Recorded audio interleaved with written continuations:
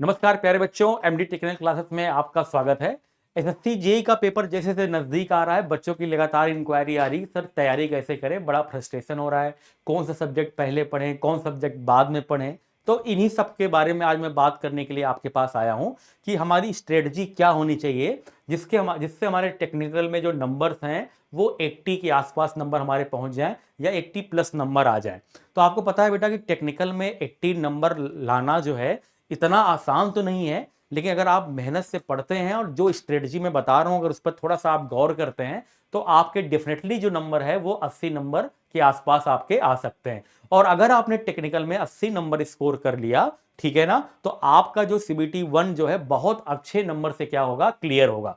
तो कुछ स्ट्रेटजी मैं आपको बता, स्ट्रेटजी हो सकती है और प्रीवियस ईयर में जो क्वेश्चंस आए हैं वो कौन से सब्जेक्ट से क्वेश्चन ज्यादा आए। तो सबसे इंपॉर्टेंट बात ये होती है बेटा कि जब भी हम लोग किसी पेपर को देने जाते हैं, सबसे पहले उस पेपर के बारे में या उस जो है पोस्ट के बारे में पूरी एनालिसिस करना बहुत जरूरी है कि भाई हमारे पास 12 से 14 सब्जेक्ट है।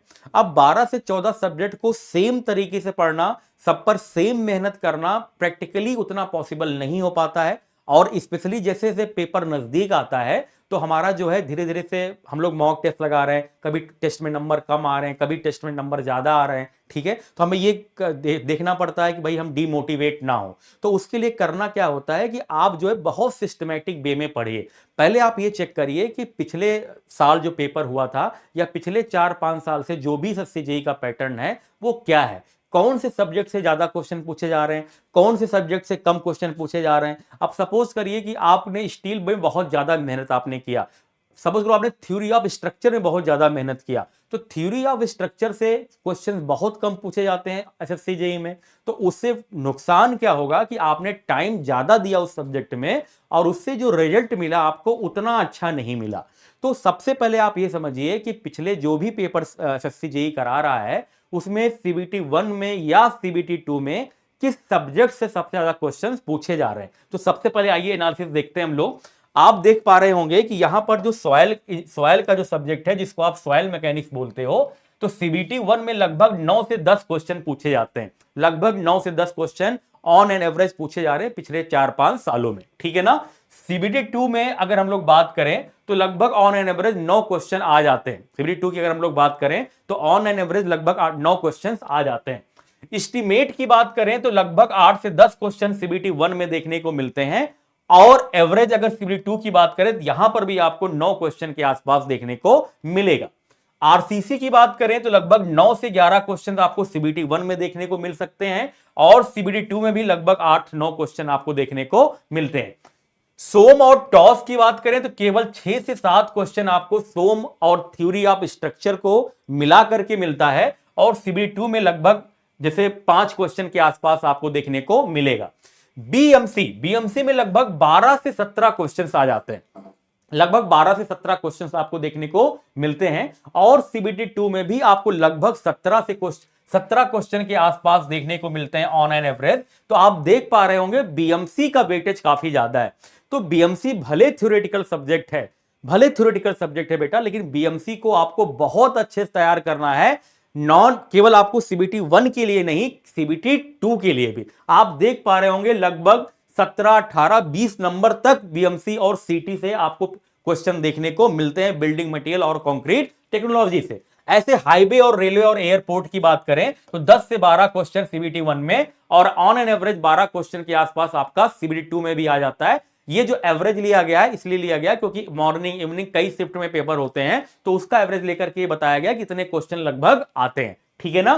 तो सबसे इंपॉर्टेंट इसमें क्या है, हाईवे से क्वेश्चन ज्यादा देखने को मिलेंगे, रेलवे से बहुत कम क्वेश्चन आता है, एयरपोर्ट से कभी कभार एक आध नंबर का क्वेश्चन पूछा जाता है। स्टील डिजाइन देखो आपको केवल 1 से 3 क्वेश्चन देखने को मिल जाते हैं सीबीटी 1 में, इससे ज्यादा क्वेश्चन स्टील से नहीं पूछता है।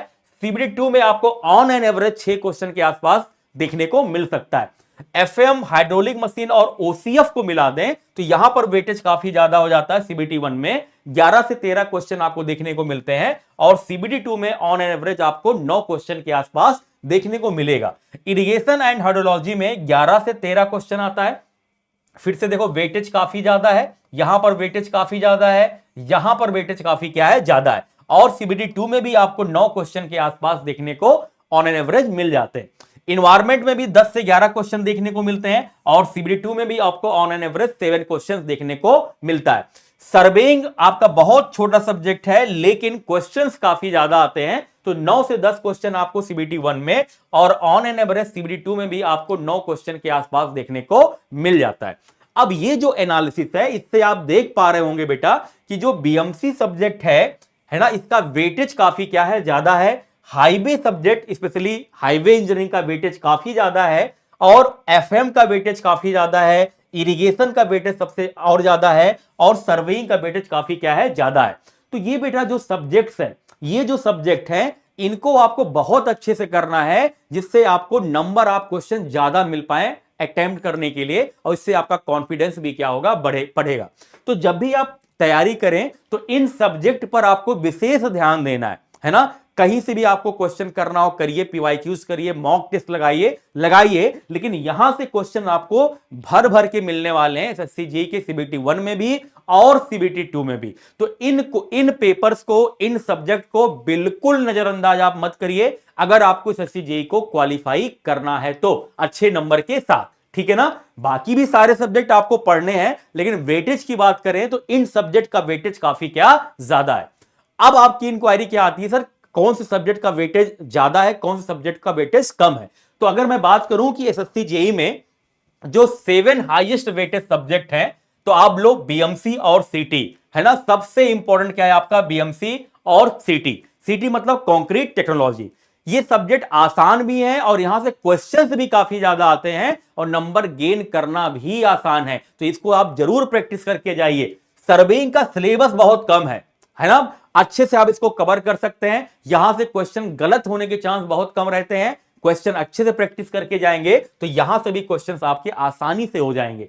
एफएम और हाइड्रोलिक मशीन, है ना, थर्ड जो वेटेज वाला सब्जेक्ट है वो है आपका एफएम और हाइड्रोलिक मशीन। इसको भी आप बहुत अच्छे से करके जाइए। और उसके बाद एस्टिमेशन, कॉस्टिंग एंड एवल्यूशन।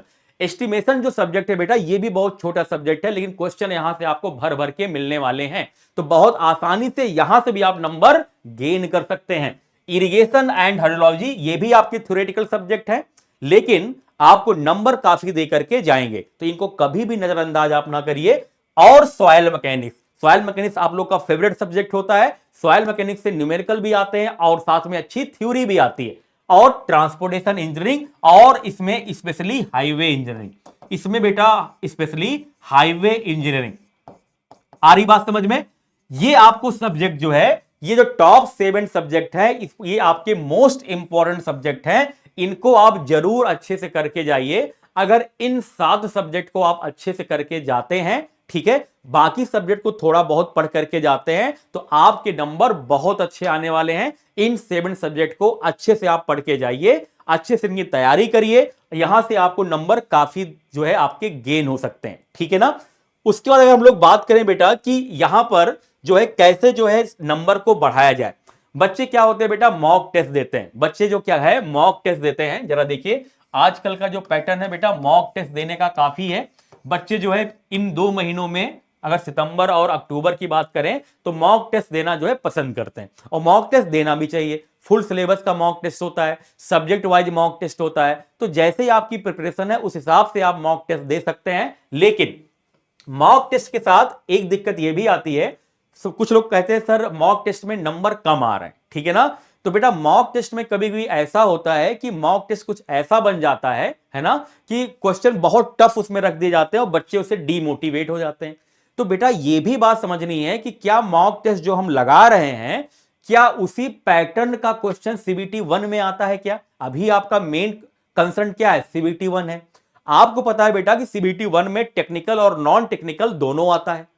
अब सीबीटी 1 में जो क्वेश्चंस आते हैं वो इजी टू मॉडरेट आते हैं, टफ क्वेश्चन बिल्कुल नहीं आते हैं। केवल आपको 5 से 10% क्वेश्चन टफ देखने को मिल सकते हैं न्यूमेरिकल फॉर्म में, जिसको थोड़ा सा आपको कैलकुलेट करना पड़ेगा। बाकी आपको 1 लाइनर क्वेश्चन आते हैं। अब आप मॉक टेस्ट दे रहे हो, उसमें आपके ईएस के क्वेश्चंस हैं, है ना, और गेट के क्वेश्चंस हैं। मॉक टेस्ट के नाम पर बहुत लोग मॉक टेस्ट ऐसा बना देते हैं कि बच्चा कर ना पाए, है ना। उससे नुकसान क्या होता है बेटा कि बच्चे डीमोटिवेट हो जाते हैं, उनको लगता है यार ये क्वेश्चन तो हमें आ ही नहीं रहा है और वो क्वेश्चन का पैटर्न ही नहीं सीबीटी 1 में। तो जब भी आप मॉक टेस्ट लगाइए, जब भी आप मॉक टेस्ट किसी को फॉलो करिए, तो इस बात को जरूर ध्यान में रखिए कि जो मॉक टेस्ट में हमारे नंबर कम आए हैं, क्या इसी पैटर्न में सीबीटी 1 में क्वेश्चन आते हैं कि नहीं आते हैं, है ना। तो ऐसा ना हो कि आप जो है वो पैटर्न ना हो और आप डीमोटिवेट हो जाएं, जो आपकी तैयारी चल रही है वो भी जो है आपकी गड़बड़ हो जाए। तो आपको डीमोटिवेट बिल्कुल नहीं होना है, अपने ऊपर कॉन्फिडेंस रखो। जो मॉक टेस्ट आप लगा रहे हो उसका एनालिसिस जरूर करिए कि इस तरह के क्वेश्चन एसएससी जेईई में आए हैं कि नहीं आए, ठीक है ना। कुछ क्वेश्चन तो 5-6 क्वेश्चन ऐसे ही होते हैं बेटा जो छोड़ने के लिए आते हैं, और वो क्वेश्चन हमें छोड़ना भी चाहिए। अगर उस क्वेश्चन में उलझोगे तो बाकी आने वाले जो क्वेश्चंस हैं वो आपके छूट जाएंगे, क्योंकि सीबीटी 1 में टाइम को मैनेज करना बहुत जरूरी है, ठीक है ना। तो मॉक टेस्ट में कम नंबर आने से आपको डीमोटिवेट नहीं होना है। मॉक टेस्ट आप देते रहिए, पैटर्न को देख करके मॉक टेस्ट दीजिए, ठीक है ना। तो सबसे पहली बात है कि आपको मॉक टेस्ट देना है, ठीक है। दूसरा जो आपको है कि आपका रिवीजन बहुत इंपॉर्टेंट है। आपका रिवीजन बेटा बहुत इंपॉर्टेंट है। आपने जो नोट्स तैयार किए हैं, जो भी नोट्स आप फॉलो करते हैं, एक ही नोट्स फॉलो करिए। सबसे इंपॉर्टेंट बात क्या होती है बेटा कि बच्चों को लगता है कि ये भी पढ़ लें, है ना। जैसे मान लो आप सॉइल पढ़ लो, तो आपको सॉइल यहां से भी पढ़ लें, इस चैनल से भी पढ़ लें सॉइल, यहां भी सिर्फ इस नोट से भी पढ़ लें। तो आपको केवल सॉइल ही नहीं पढ़ना है बेटा, या आपको कोई पर्टिकुलर सब्जेक्ट नहीं पढ़ना है। जो आपने साल भर मेहनत करके नोट्स बनाया है, उसी नोट्स को बार बार पढ़िए, बार बार रिवाइज करिए। इससे होगा क्या कि जो भी कंफ्यूजन होगी आपकी वो सब दूर हो जाएगी। दिक्कत क्या होती है जब आप एक सब्जेक्ट को कई जगह से पढ़ते हो, तो जब आप पेपर देने जाते हो एग्जामिनेशन हॉल में, तो आपको बड़ा कंफ्यूजन क्रिएट हो जाता है, बड़ा कंफ्यूजन क्रिएट हो जाता है। तो कोई भी आप जो है कोई भी चैनल अगर फॉलो कर रहे हैं, कोई पर्टिकुलर नोट फॉलो कर रहे हैं, तो उसी को फॉलो करिए। जो है बहुत ज्यादा जो है कि हर जगह का फॉलो करने की कोई जरूरत नहीं है, ठीक है ना। इससे आपका कॉन्फिडेंस भी क्या होगा, बढ़ेगा, और रिवीजन भी अच्छे तरीके से होगा। तो आप रिवीजन जरूर करिए, और एक दिन में, ठीक है, अगर आप तैयारी कर रहे हैं तो मिनिमम 3 सब्जेक्ट, मिनिमम जो है 3 सब्जेक्ट को रिवाइज जरूर करिए। मिनिमम जो है 3 सब्जेक्ट को ले करके चलिए एक दिन में, कि आपको रिवाइज करना है, एक साथ 3 सब्जेक्ट पढ़िए कम से कम, ठीक है ना। इससे होगा क्या, मान लो आपने 3 सब्जेक्ट उठाया और 3 दिन में उसका रिवीजन हो गया, तो इससे क्या होगा, 3 दिन में आपके 3 सब्जेक्ट खत्म हो गए। अब भाई आपकी तैयारी तो हो चुकी है, आपको केवल रिवीजन करना है। फिर अगले 3 दिन में फिर आपने अलग 3 सब्जेक्ट आपने पढ़ा, फिर अगले 3 दिन में आपने अलग 3 सब्जेक्ट पढ़ा, तो 10 दिन के अंदर आपका पूरा सब्जेक्ट एक बार रिवाइज हो जाएगा। फिर अगले 10 दिन में फिर आपने वही रिवाइज कर लिया। इससे होगा क्या बेटा, अगर आप एक सब्जेक्ट रिवाइज कर रहे हो 2 से 3 दिन में, तो 12वां 13वां सब्जेक्ट आने में आपका 14-15 दिन लग जाता है। तो इससे होता क्या है कि पिछला वाला भूल जाता है। लेकिन जब आप एक साथ 2-3 सब्जेक्ट रिवाइज करते हो, तो उससे क्या होता है कि फ्रीक्वेंटली रिवीजन हो जाता है ना। वो टाइम धीरे धीरे रिड्यूस होने लगता है। तो उससे होगा क्या कि आपका जो कॉन्फिडेंस लेवल है वो काफी ज्यादा बढ़ जाएगा।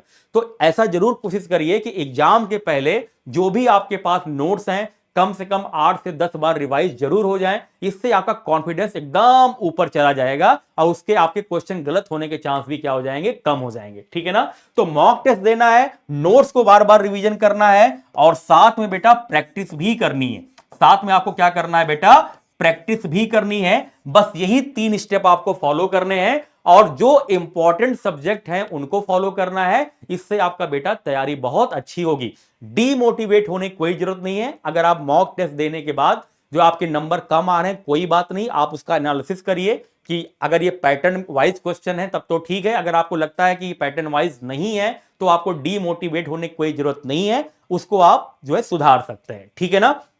क्वेश्चन कहां से लगाना है बेटा, एसएससी जेईई के।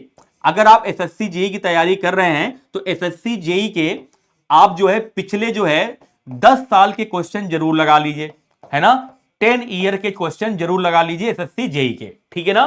साथ ही में आपके जो एई में पेपर आए हुआ है, एई का जो पेपर होता है, उसमें जो 1 लाइनर क्वेश्चन हैं, है ना, जो 1 लाइनर क्वेश्चन है, इनके भी पीवाईक्यू आप लगा करके प्रैक्टिस कर सकते हैं। इनके भी आपके पीवाईक्यू लगा करके प्रैक्टिस कर सकते हैं। आई बात समझ में। साथ ही साथ अगर आपको लगता है कि ईएस के कुछ क्वेश्चन ऐसे होते हैं बेटा, ईएस के कुछ क्वेश्चन जैसे स्टेटमेंट वाइज क्वेश्चन होते हैं, 1 लाइनर क्वेश्चन होते हैं जो आपके सिलेबस में है, तो वहां से भी आप क्वेश्चन की प्रैक्टिस कर सकते हैं, ठीक है ना। तो आपका ईएस का जो आपका शॉर्ट क्वेश्चंस हैं, है ना, या स्टेटमेंट वाइज क्वेश्चन है, ईएस के जो स्टेटमेंट वाइज क्वेश्चन हैं उनको आप कवर कर सकते हो। क्योंकि आजकल स्टेटमेंट वाइज क्वेश्चंस भी काफी आने लगे हैं, ठीक है ना। तो सिंपल सा मतलब ये बेटा कि अपने ऊपर कॉन्फिडेंस रखिए, जो सब्जेक्ट का वेटेज बताया गया उस सब्जेक्ट को वेटेज के अनुसार पढ़िए, साथ ही साथ मॉक टेस्ट लगाइए, नोट्स को बार बार रिवाइज करिए, कम से कम एक दिन में 3 सब्जेक्ट को उठा के पढ़ते रहिए, ठीक है ना। इससे रिवीजन जो है जल्दी जल्दी होगा, इससे रिवीजन क्या होगा, जल्दी जल्दी होगा। और प्रैक्टिस करिए, ठीक है ना। तो मेरे ख्याल से ये सारी चीज अगर आप कर लेते हो तो आपके नंबर टेक्निकल में बहुत अच्छे आने वाले हैं, ठीक है ना। तो ये गलती बिल्कुल मत करिए, डीमोटिवेट होने की बिल्कुल जरूरत नहीं है। आप अपने आप में बेस्ट हो, तैयारी करिए जम करके, है ना। और जो है जल्दी से जेई बनिए। तो शानदार तरीके से आप जेई बन सकते हैं अगर आप इन स्टेप्स को फॉलो करते हैं।